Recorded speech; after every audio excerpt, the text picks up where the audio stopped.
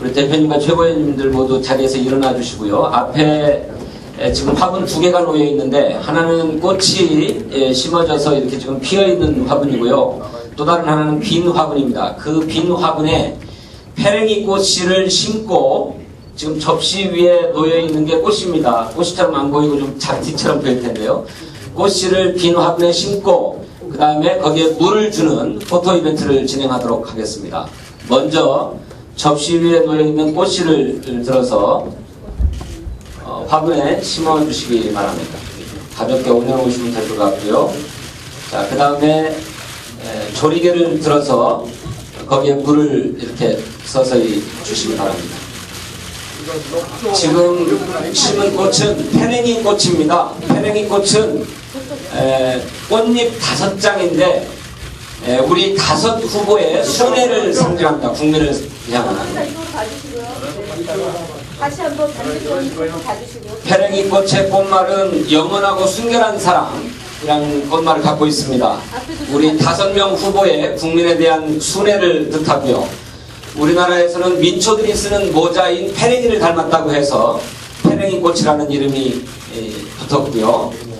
예, 오늘이 8월 8일입니다. 오늘부터 우리 대선 후보 경선을 위한 선거인단 모집이 시작이 됩니다.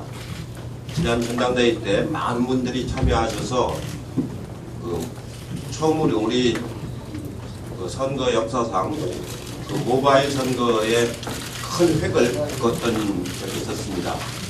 이번 12월 대통령 선거에서 좋은 우리 후보를 만들기 위해서 이제 8월 25일부터 9월 23일까지 경선을 실시하게 되는데 그 선거인단 모집을 오늘부터 이제 실시를 합니다.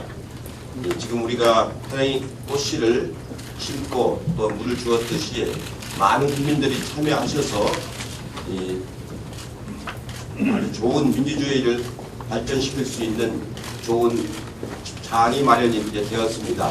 아무쪼록 많은 분들이 참여하셔서 우리 경선이 아주 성대하게 큰 축제 속에서 이루어지도록 많이 도와주실 것을 부탁을 드리겠습니다.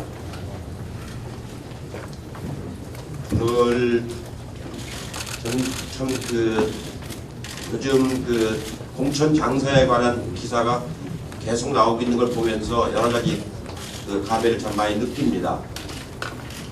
지금 이루어진 것을 보면은 중앙선관위가 100페이지에 가까운 자기들의 조사 보고서를 검찰에 넘겨주면서 철저하게 수사할 것을 의뢰를 했는데 현재까지 수사가 진행되는 걸 보면은 상당히 걱정스럽습니다.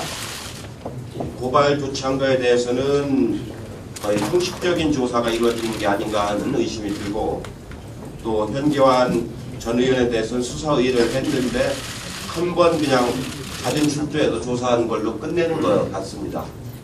오늘까지 나온 걸 보면은 3억 원이 아니고 500만 원을 주고받았다라는 걸로 진술을 맞춰나간 것 같습니다.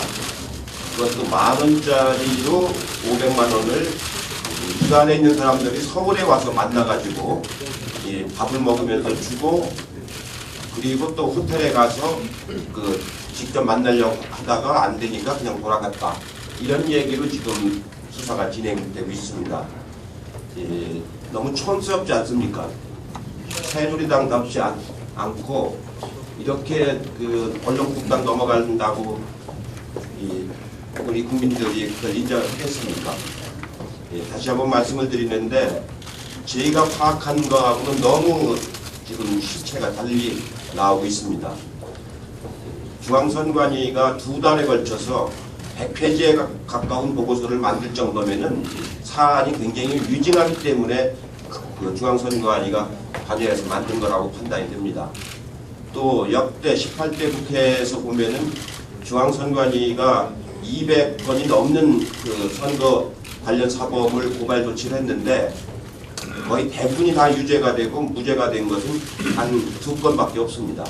이만큼 중앙선관위가 이렇게 철저히 조사를 해서 할 적에는 그만한 물증과 증거가 있기 때문에 하는 것입니다. 이번은 다른 사람도 아니고 그 비례대표로 지역에서 탈락했는데 비례대표로 등록된 후보에 대해서 100페이지가 넘는 조사 결과를 검찰에 넘겨줬는데도 이렇게 유야무야 될 수는 결코 없는 일입니다. 중앙선관위에게 저희가 요구를 합니다. 중앙선관위가 조사를 열심히 하신 것 같은데 그 조사 자료를 우리 행안위 의원들에게 반드시 제출해 주시기 바랍니다. 중앙선관위의 공식 문서이기 때문에 비밀자료라면 비밀자료로 분류를 해서 제출해 주시고 비밀자료가 아니면 아닌 대로 그대로 제출을 반드시 해 주셔야 된다고 생각합니다. 그리고 부산지검이 이 사건을 지금 맡고 있습니다. 중앙선관위가 대검찰청에 수사 의뢰를 했으면 당연히 대검 공안부에서 수사를 했어야 할 사안인데 부산지검으로 보낸 것 자체가 의도가 의심스럽습니다. 그래서 우리 법사위원들이 오늘 중으로 부산지검에 가서 엄정한 수사를 하도록 촉구를 하도록 하겠습니다. 이것은 결코 묻어두고 갈 수 있는 사안이 아닙니다. 박근혜 후보에게 다시 한번 제가 요구를 합니다. 정말로 일국의 대통령이 되려고 하신다면은 공천 과정에서부터 이런 일이 발생한 것에 대해서 국민들에게 정말 석고대죄하는 마음으로 사과를 하셔야 합니다. 이 정도로 비대위원장을 하실 적에 밑에서 범죄 행위가 있어도 알지도 못했고 관리하지도 못했다고 한다면은 대통령이 되고 나서 그 고위직에 있는 사람들이 그 부정행위를 어떻게 관리를 하시겠습니까? 몰랐다고 해서 그냥 넘어갈 수 있는 일이 아닙니다. 몰랐기 때문에 더 사과를 정중하게 하셔야 됩니다. 앞으로 이 사건이 아마 새누리당이 집권했을 때 이 나라의 부정부패가 어떻게 창궐해 나갈 것인가를 보여주는 징조라고 생각이 됩니다. 다시는 이런 일을 꼬리 자르기로 넘어갈 수 있다고 생각하지 말기를 촉구합니다. 한 가지 더 말씀을 드리면은 지금 나중에 또 말씀을 드리겠습니다만 4대강 그 공사로 인해서 우리 모든 강의 지금 녹조가 매우 심각한 상태로 지금 번져가고 있습니다. 이제는 수돗물에서 아주 냄새가 나고 독성이 번질 정도로 4대강 물에서 독성이 이제 번질 정도로 심각해진데 가장 근본적인 원인은 강물의 속도가 유속이 굉장히 늦어져서 생기는 현상이라고 전문가들은 지적을 하고 있습니다. 예컨대 안동에서 부산 바다까지 예전에는 약 18일 동안 걸려서 물이 흘러갔는데 지금은 10배가 넘는 180일이 걸린다고 합니다. 강물의 속도가 10배로 늦어지니까 아무래도 녹조가 아주 창궐해 나가고 있는 것 같습니다. 4대강의 재앙이 이렇게 나타나고 있습니다. 이 점에 대해서 이명박 대통령은 정말로 우리 자연을 이렇게 파괴한 것에 대한 큰 책임을 면하지 못할 것이라는 것을 다시 한번 말씀을 드립니다. 이상입니다. 네, 오늘 그 이용득 최고위원께서 참석하셨는데요. 네, 또 급한 일정이 있다고 하니까 먼저 인사하겠습니다. 말씀을 좀 하시죠. 네.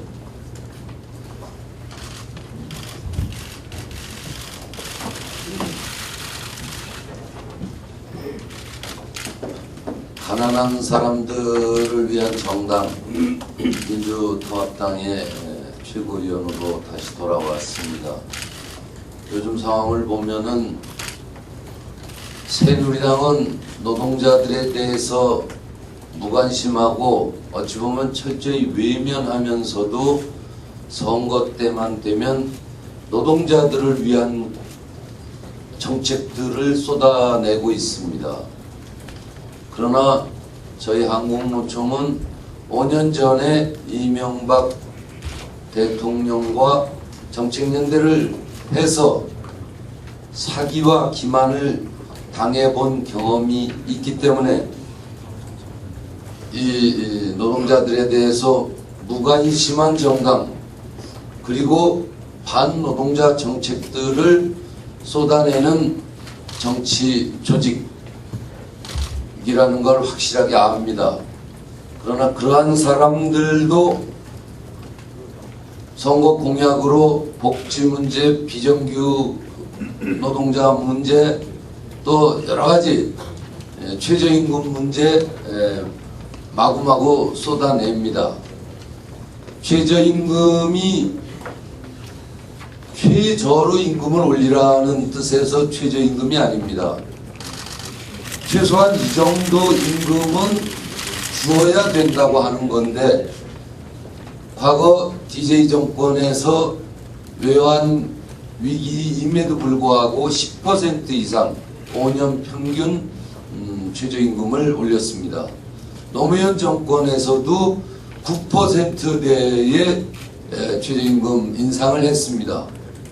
그러나 이명박 정권에서는 4%대의 4년 동안 최저임금 인상을 시키다가 금년 들어서야 280원 6% 임금 인상을 시켰습니다. 그런 사람들이 이 가난한 서민들, 가난한 노동자들, 의 삶은 전혀 알지도 못하는 사람들이 공약으로만 들고 나오고 실체에 대해서는 전혀 알지 못하는데, 지난 MB 정권 4년 반 동안 경제가 여러 가지 모든 99%의 국민들이 다 어려웠지만 재벌들에게는 돈이 많이 쌓였습니다. 이 재벌들을 위한 정당이 아닌 노동자들의 정당, 서민의 정당, 자영업자들의 정당, 소상공인의 정당, 바로 민주통합당에서 당원의 한 사람으로서 정권 교체를 하고 대선 승리를 하고 노동자들이 또 서민들이 행복하게 사는 한국 사회를 만들기 위해서 열심히 일하겠습니다. 다시 만나 뵙게 돼서 반갑습니다. 감사합니다. 네, 다음은 박지원 원내대표의 모두 발언이 있겠습니다.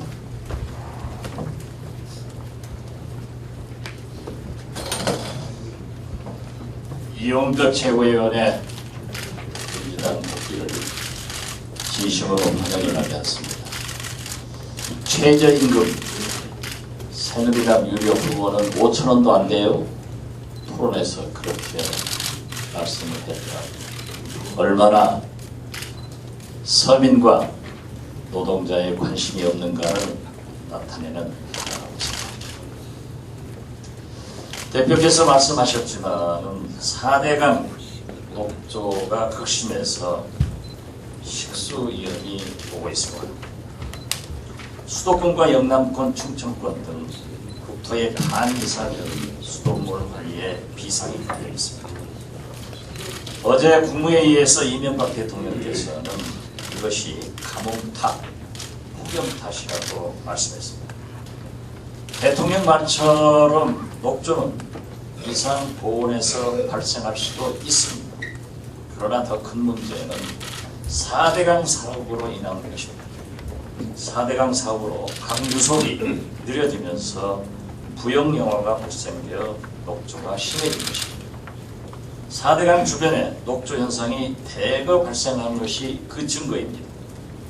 최악의 폭염으로 기록된 1994년에도 이런 현상은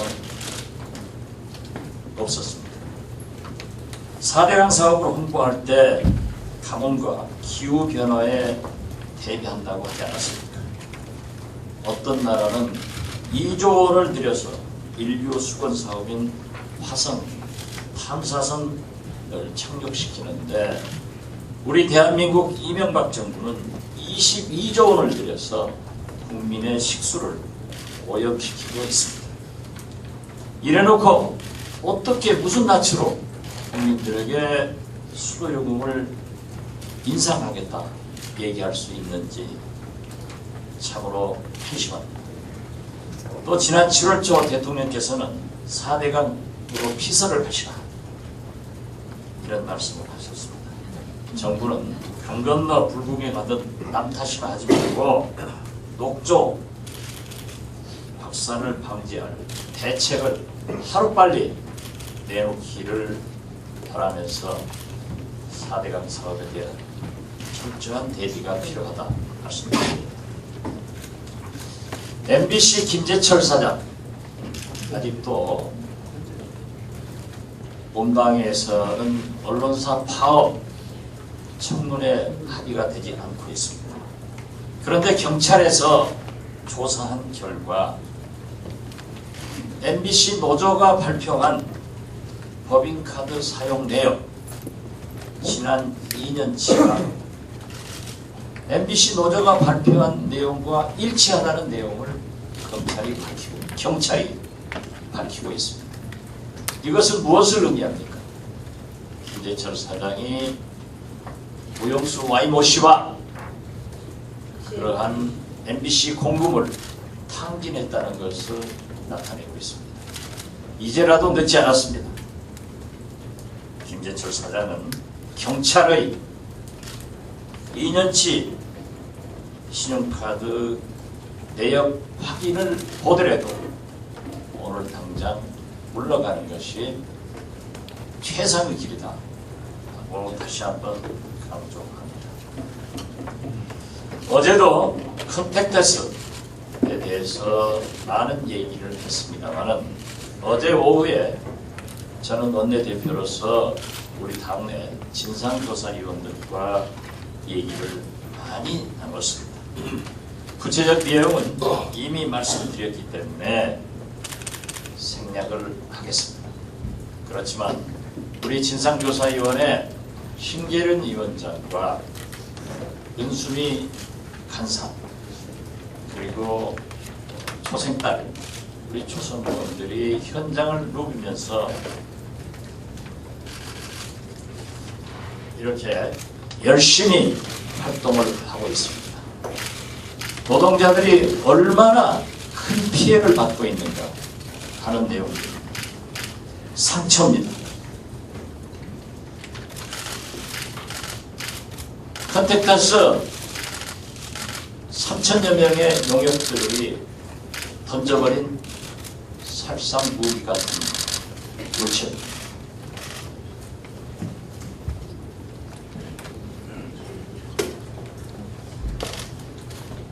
이것이 바로 그 회사에서 생산되는 멜로우즈 자동차 부품입니다. 이렇게 날카로운 쇠붙이를 용역 깡패들이 수천 개를 노동자들에게 던졌습니다. 그렇게 해서 많은 피해가 발생되고 있습니다. 그런데도 경찰은 컨택트스를 옹호하고 있습니다. 인간이 아닙니다. 어떻게 노동자들에게 이러한 쇠붙이 수천 개를 던져서 이러한 피해를 입게 하는가? 이러고도 대한민국이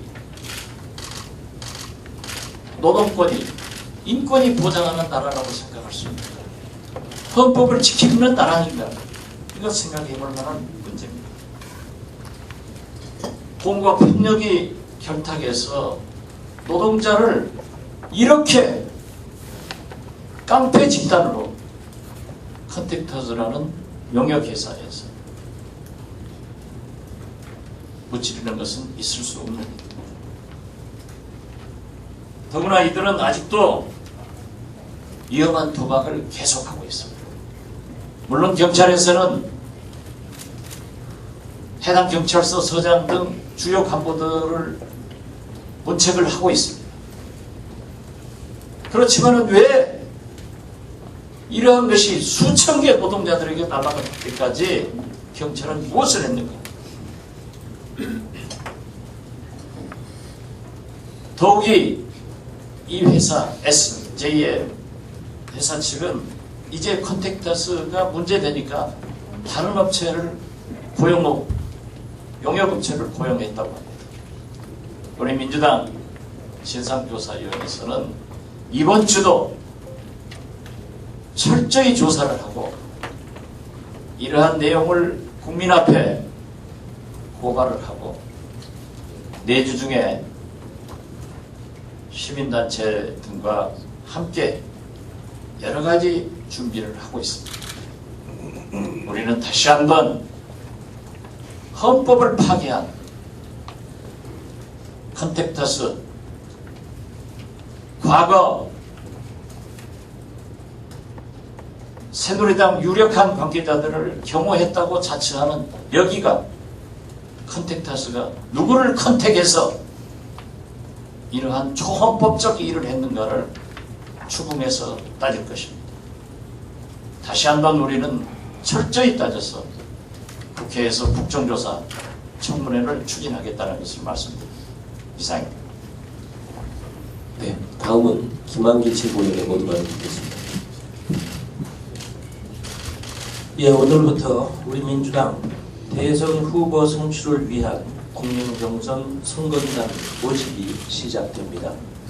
이 선거인단에 참여해 주시는 것이 민주주의라는 나무에 물 주는 것이고 서민과 중상층 중심 정치의 꽃에 물을 주시는 것입니다. 시기적으로 런던 올림픽과 휴가철이 겹쳐 있어서 선거인단 모집에 어려움이 있을 것으로 예상되기는 합니다. 그러나 2002년 경선 당시에 국민들께서 예고 없는 노풍을 불러일으켜 주셨듯이 이번에도 정권교체 열망을 적극적으로 표출해서 새로운 바람을 불러일으켜 주실 것이다, 이렇게 기대합니다.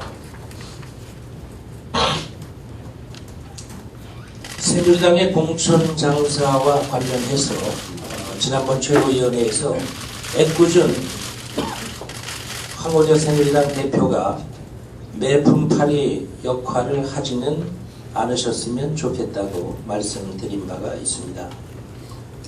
그러자 새누리당은 공천 장사했던 일을 개인 비리 차원으로 축소시키고 있습니다. 새누리당은 이번 사안이 우리 헌법이 정한 대의민주주의의 근간을 흔드는 엄청난 사건이라는 사실을 직시하시기 바랍니다. 책임질 자리에 있는 사람이 마땅히 회초리 맞을 각오를 해야 한다고 생각합니다. 컨택터스 폭력 영역 해사 문제 길게 말씀 주셨으니까요. 돈으로 사설 청부 폭력을 공공연히 사서 쓸 수 있는 나라에 살고 싶은 국민 없습니다. 준민간 군사 조직을 자임하는 이 사설 폭력의 실태를 적나라하게 밝히는 자리를 당 차원에서 곧 마련할 것입니다. 저는 지난달 최고위원회에서 스탈린의 딸 스베틀라나가 했던 말을 소개한 바가 있습니다. 내 아버지 스탈린은 독재자였고 그 딸인 나도 방관했던 공범으로서의 책임이 있다. 아버지는 이제 이 세상에 없으나 그 잘못을 내가 안고 가겠다. 그렇게 말했습니다. 그런데 그저께 6일자 홍콩 언론에 따르면 모택동의 딸인 리너가 아버지의 과거에 대해서 사과했다고 합니다. 내 아버지가 저지른 많은 잘못 때문에 고난을 당하셨다고 모택동 치아 시인으로서 핍박받던 분의 유가족에게 위로하고 사과했다는 것입니다. 참고로 말씀드리면 리너는 아버지 모택동으로부터 유산을 한 푼도 물려받지 않아서 매우 어렵게 살고 있다고 합니다. 역사란 이렇게 정리되고 규정됨으로써 한 사회가 미래에 무엇을 지향해야 하는지를 알려주는 역할을 합니다. 그런데 우리 사회, 우리 정치 현실을 돌아보면 우리 국민들은 크게 혼란스러워할 수밖에 없습니다. 군사 반란과 최선의 선택 사이의 간극이 너무나 크기 때문입니다. 우리 민주당이 더 잘해야겠습니다. 이상입니다.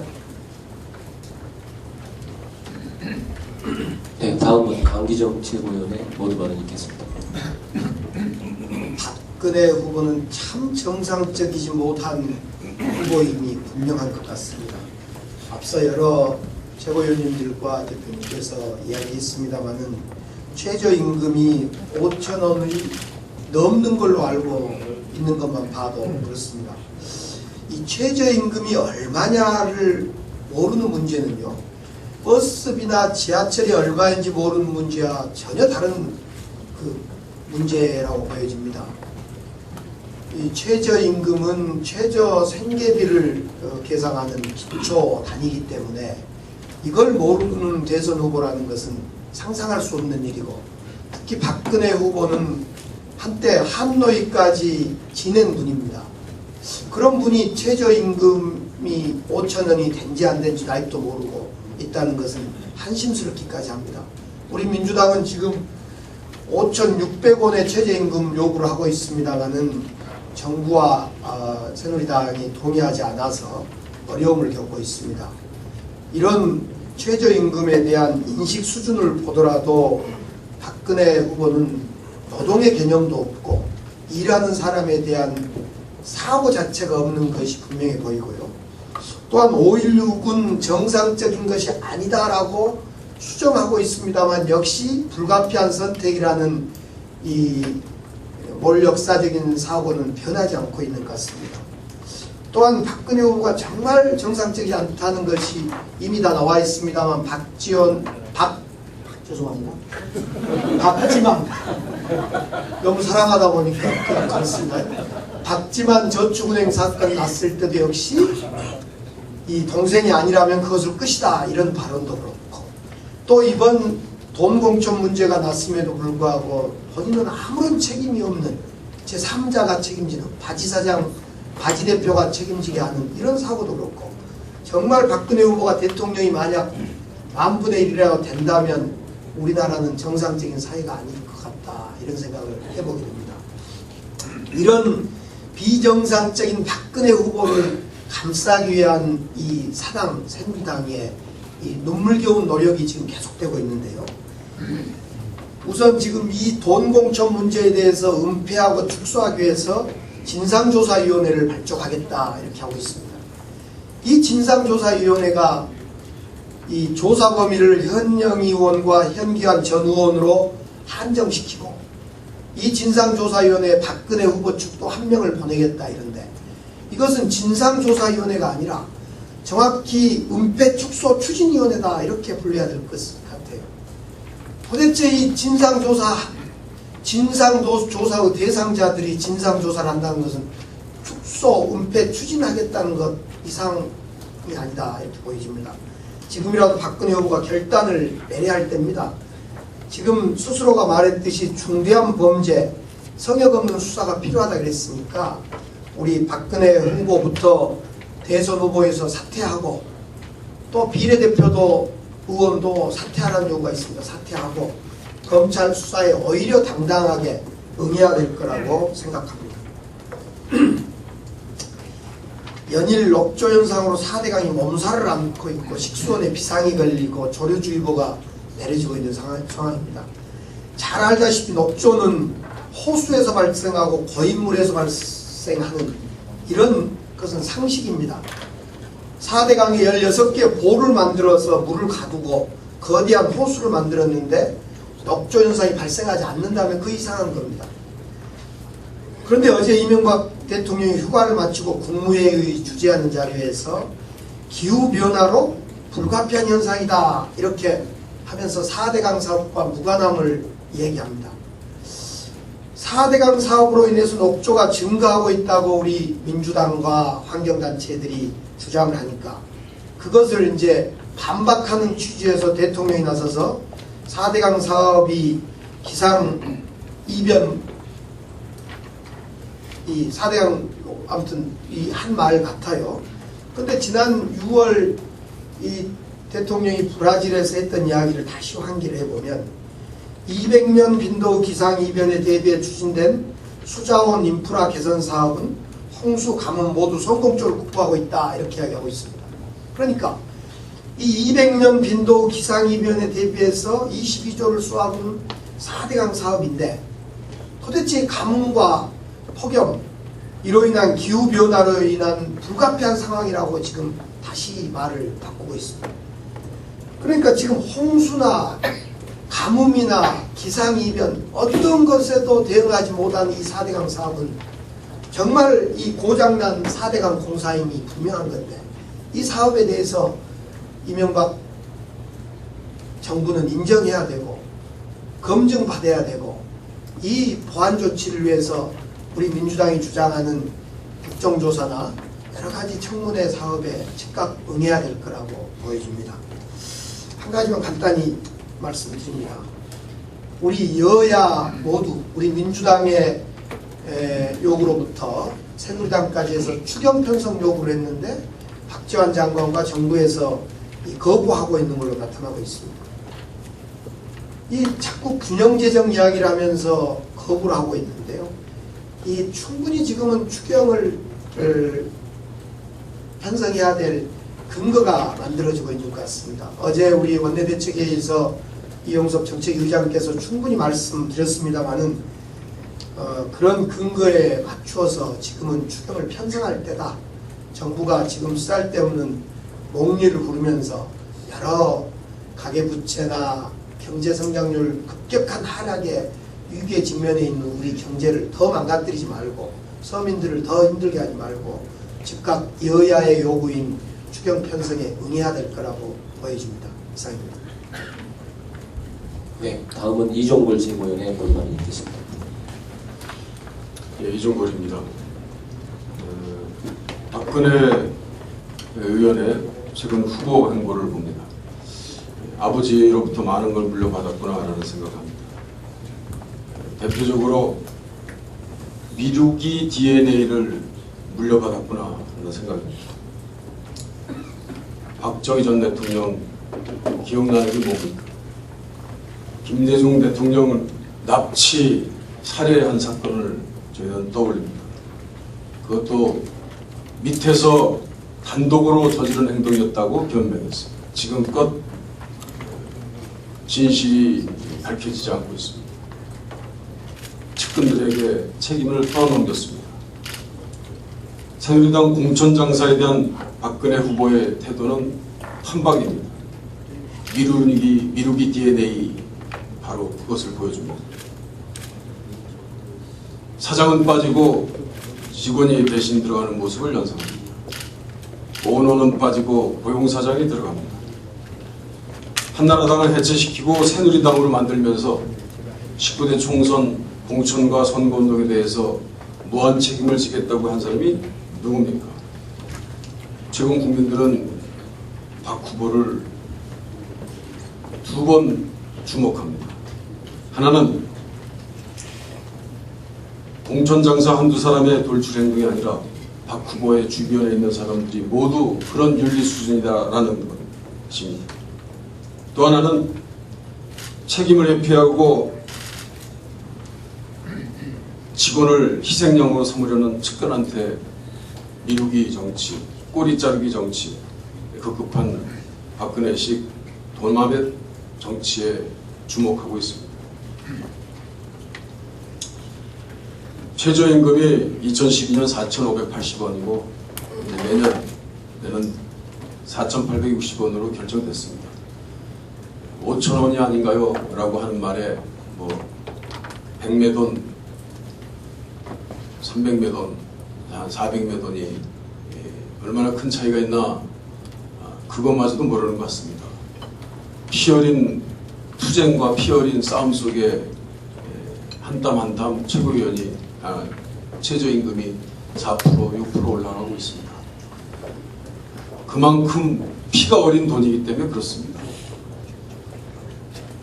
남해안에 저쪽 조선업계를 보면 또 온통 모든 경비용역 파견회사의 직원을 보면 그들의 월급을 보면 거의 100% 최저임금에 맞춰집니다. 그것이 우리나라 대표적인 노동자들의 임금이기 때문에 중요합니다.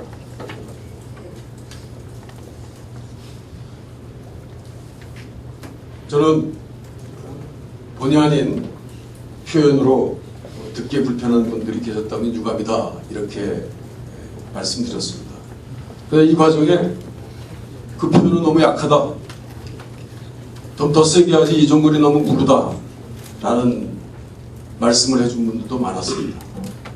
그래서 오늘을 계기로 내일 다음번부터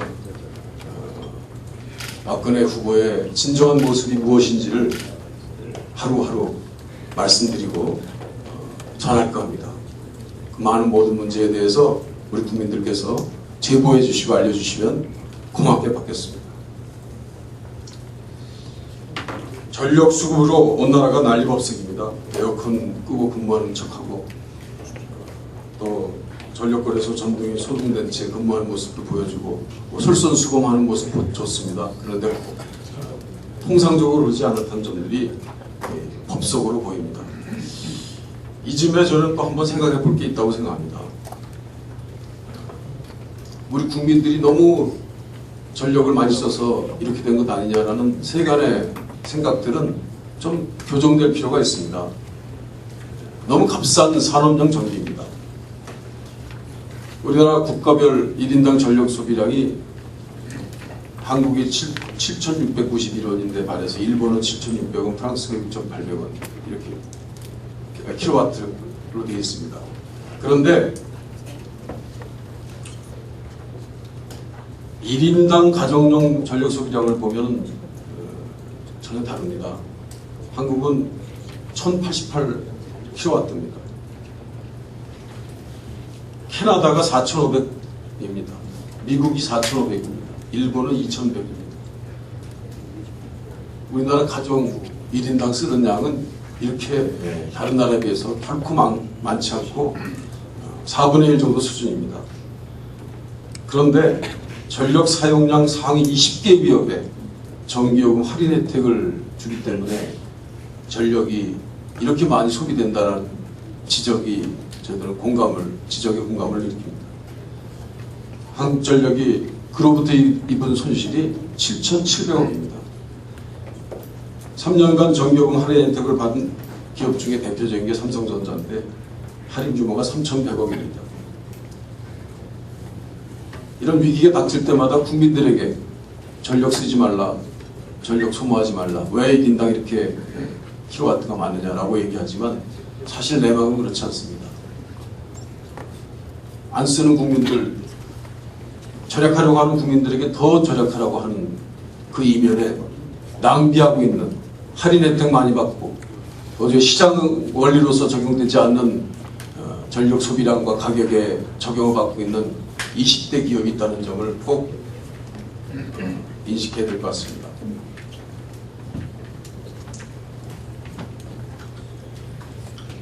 공공기관에 관련된 정부의 느슨한 통제를 저희들은 한국전력, 코레일, 한국도로공사 여러 공기업의 단 5년간 자의적 회계처리를 통해서 알게 됐습니다. 여기에서 보면 공공요금 원가를 9조 원이나 무려 9조 원이나 부풀렸습니다. 국회 예산정책처가 6일 내놓은 자료를 보고 깜짝 놀랐습니다. 코레일은 7조, 한전은 1조, 최근 5년간 자회사 운영이나 투자자산 매각을 통해서 대규모 이익을 실현하고 내부 규정을 근거로 이 이익을 공공요금 원가 계산에서 배제했습니다. 분명히 지적되어야 될 문제입니다. 이상입니다. 네, 다음은 우상호 최고위원의 모두 발언 듣습니다.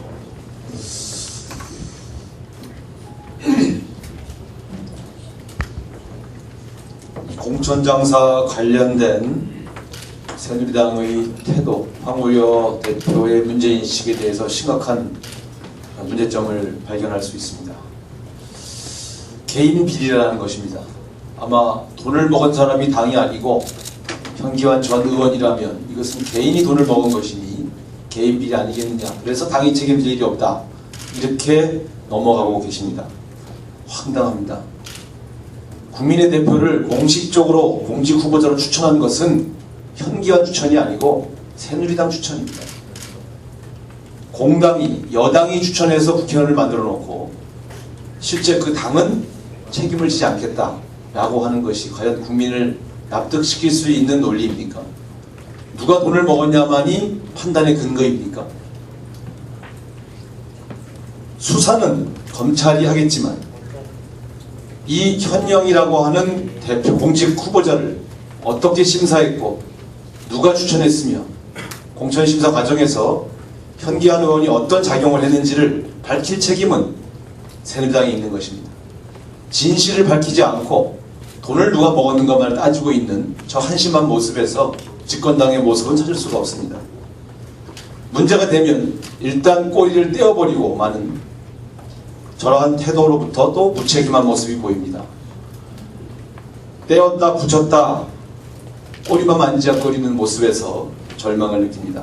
진실을 은폐하는 수단으로 의원직 제명이라고 하는 그 수단이 가볍게 쓰이고 있다는 점을 지적하고자 합니다. 지금이라도 새누리당은 공천 과정에서 누가 현영희 의원의 공천에 가장 적극적이었는가, 그리고 그 공천을, 그 추천의 논거가 적절했는가, 아니라면 또 누구누구가 금품을 수수했을 의혹이 있는지 등을 즉각적으로 내부 조사를 해야 할 것이며, 필요하다면, 가능하다면 공천 심사 자료를 공개해서 현영희 의원이 실제 돈 때문에 공천이 됐는지, 아니면 적절한 국민의 대표가 될 능력이 있어서 새누리당에서 추천했는지를 국민에게 고백해야 할 것입니다. 이 문제에 대해서는 비대위원장인 박근혜 위원장과 당시 공천심사위원장인 정홍원 위원장이 직접 나서야 한다, 이렇게 주장합니다.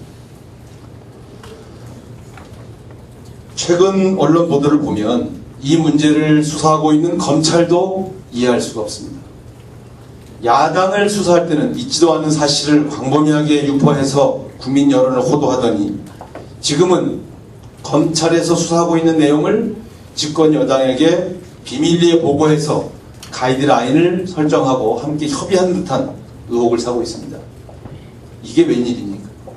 검찰이 여당에게 수사 사실을 보고해서 그 혐의가 있는 그 여당이 적절히 대처하게 만드는 이런 식의 수사가 과연 가능한 일입니까?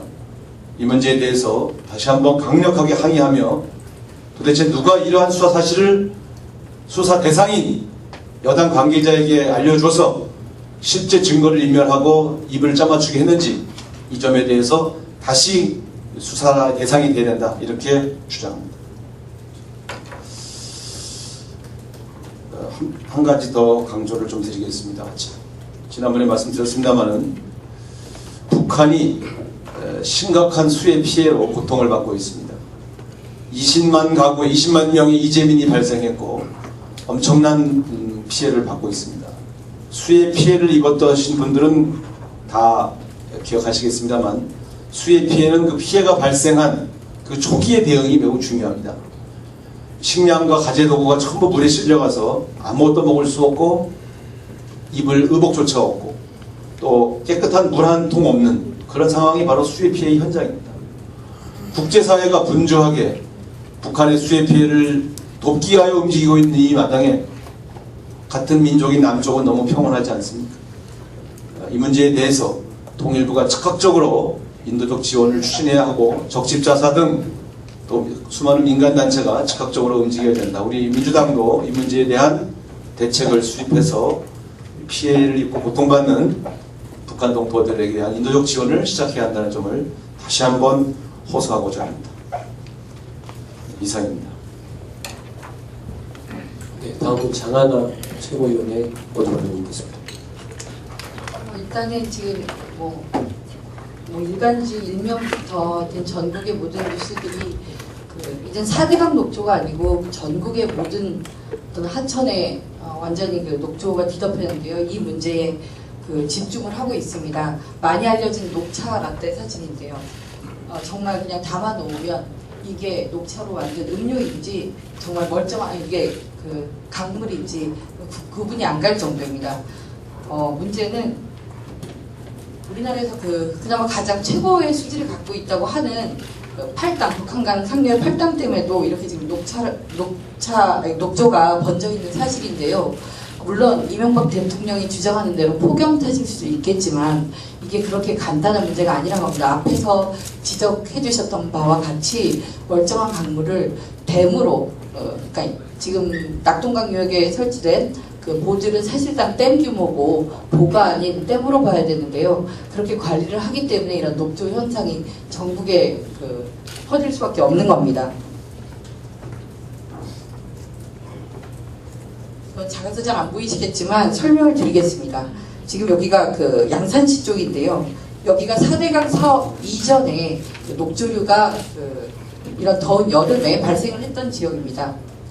근데 이제 올해 4대강 사업 이후에는 지난 6월 말에 요 창녕 쪽까지 녹조류가 올라왔고요. 그 다음에 7월 말에서 8월은 요 달성고 대구까지 올라왔고, 문제는 이제 8월 6일 바로 엊그제인데 요 구미시까지 올라와서 7곡보 이상에서도 남조류가 발생했다는 겁니다. 녹조류가 발생했다는 겁니다. 근데 지금 이 지역에 사시는 분들이 뭐 70년 평생 이런 녹조를 처음 봤다. 그리고 이게 정말 폭염 탓이라면 이것보다 더 더웠던 여름에는 왜 녹조들이 이렇게 창궐하지 않았겠느냐, 이렇게 성토를 하고 계십니다. 문제는 이 녹조가 단지 외관상 보기 나빠서가 문제가 아니고 대부분이 남조류라고 하는 세계보건기구에서 간암 유발 독성 물질로 지금 관리하고 있는 이 물질이 이 남조류인데 이것이 녹조의 대부분을 차지하고 있다는 겁니다. 근데 지금 정부에서는 고도 정수 처리 시설이 있기 때문에 이 남조류가 있는 물도 정수했을 땐 문제가 없다고 해놨습니다. 하지만 우리나라에 505개의 취정수장 중에 고도 정수 처리 시설이 있는 정수장은 불과 27개밖에 없습니다. 그래서 지금 전국에서 뭐 물 때문에 식수 때문에 대란이 난다, 이런 걱정의 목소리가 국민들로부터 나오고 있는 것입니다. 제 페이스북에 친구 한 분이 이렇게 답글을 하나 남겨주셨는데요. 그럼 만약에 적도 부근에 열대기후 국가에서는 강물이 늘상 이렇게 녹차 라떼냐, 이런 촌철 살인의 답을 해주셨더라고요. 그리고 제가 많은 국민 여러분들이 지금 이 식수로서의 문제가 있느냐 부분에 좀 많이 걱정을 하시고 관심을 갖고 계셔서 지금 대구 구미까지 지금 역사상 이렇게 남조류가 북상한 바가 없는데 그거를 좀 실사를 해야겠어서 제가 대구에 직접 가보려고 합니다. 지금 환경부는 안전하다고 이렇게 보고만 하고 있는데 8월 6일 경북 칠곡군에서 채수화물을 인제대학교 이진혜 교수가 분석하는 결과 남조류가 다량 검출이 되었고요. 누리꾼들이 먹는 데 이상 없다는 정부의 어떤 의견 표명에 그러면 대통령 너나 드세요, 이런 사실 댓글들이 지금 어떤 온라인상을 뜨겁게 달구고 있습니다. 정확한 검사, 그러니까 정확한 수질 검사의 데이터는 우리 국민들의 알 권리라고 저는 생각을 합니다. 그래서 내일은 저 혼자 가는 게 아니라 하천 수질 전문가분들 그리고 환경단체, 시민사회단체와 함께 가서 저는 환경부로부터 보고를 꼭 받을 것이고요. 그리고 금요일 회의에서 모든 국민 여러분들과 이 정보를 공유를 하고자 합니다. 그리고 지금 녹조 비상 문제로 사실 환경 이슈가 어떤 강에만 가 있는데 여전히 이 원자력 발전소 문제도 심각합니다. 지금 삼척시 경우에는 삼척시 김대수 시장을 주민 소환을 하는 이 서명부가 이미 시 선관위에 접수가 된 상태입니다. 지금 전체 6만여 명의 유권자 중에 9,000명이 유효 서명 인수인데 접수는 11,000명 이상 됐고요. 근데 문제는 삼척시에서 좀 의도적으로 이 선거의 유효 서명 인수를 줄이기 위해서 지금 선거인명부 연락기관에 불공정한 선거 행태를 보이고 있다는 겁니다.